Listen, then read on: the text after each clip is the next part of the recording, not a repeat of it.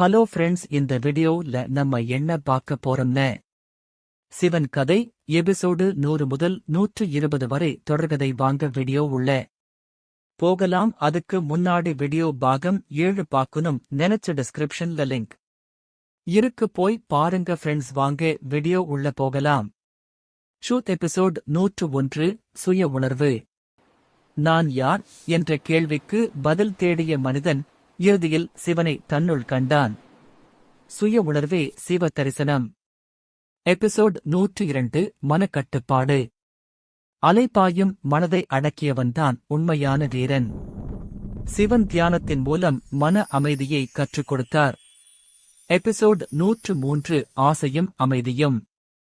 ஆசை அதிகரித்தால் அமைதி குறையும். ஆசையை விடுத்தவனுக்கு சிவன் அருகில் நிற்கிறான். எபிசோட் 104 தர்ம சோதனை. தர்மம் எளிதல்ல, சோதனை வரும்போதுதான் அதன் மதிப்பு தெரியும்.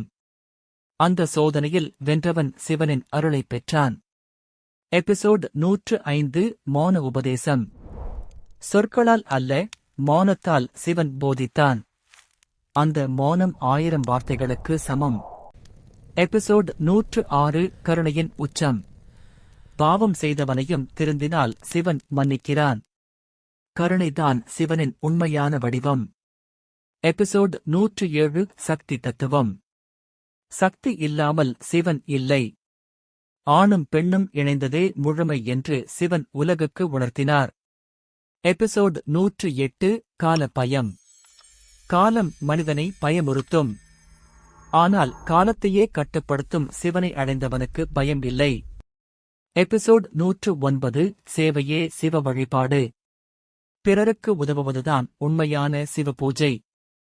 சேவையின் வழியே சிவன்